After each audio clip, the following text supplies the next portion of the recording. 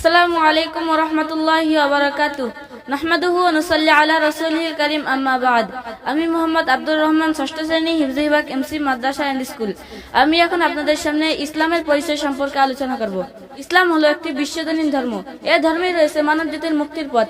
মহান আল্লাহ তাআলা ও তার রাসূল সাল্লাল্লাহু আলাইহি ওয়াসাল্লাম এর আদেশ নিষেধ মেনে চলা হলো ইসলাম। এর সম্পর্কে হাদিসে এসেছে, আল ইসলাম হুয়া তাসলিমু ওয়াল ইনকিয়াদু লিআমরিল্লাহি তাআলা।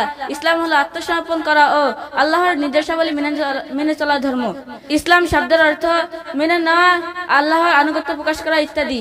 এর সম্পর্কে হাদিসে এসেছে, আল ইসলামু আন আশহাদু আল্লা ইলাহা ইল্লাল্লাহু ওয়া আন্না মুহাম্মাদুর রাসূলুল্লাহ সাল্লাল্লাহু আলাইহি ওয়াসাল্লাম ওয়া ইকামুস সালাতা ওয়া ইতাউজ যাকাতা ওয়া হজ্জ ওয়া সাওম ওয়া রমাদান।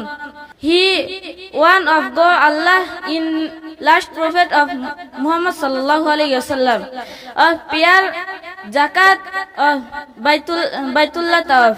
ইসলাম হলো আল্লাহর সাক্ষ্য দেওয়া আল্লাহ এক ইলাহ এবং হযরত মুহাম্মদ সাল্লাল্লাহু আলাইহি ওয়াসাল্লাম আল্লাহর বান্দা ও রাসূল। এই কথা স্বীকার করাই হলো ইসলাম।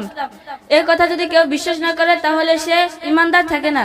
সালাত প্রতিষ্ঠা করা, যাকাত আদায় করা, সালাত হজ করা বা বাইতুল্লাহ তাওয়াফ করা। হাদিস নং 102। ইমাম আজম আবু হানিফা রাহমাতুল্লাহি আলাইহি বলেন, হুয়া তাসলিমু ওয়াল ইনকিয়াদু লিআমরিল্লাহি তাআলা সাল্লাল্লাহু আলাইহি ওয়াসাল্লাম। ইসলাম হলো আল্লাহ তাআলার নির্দেশাবলী মেনে নেওয়ার ধর্ম।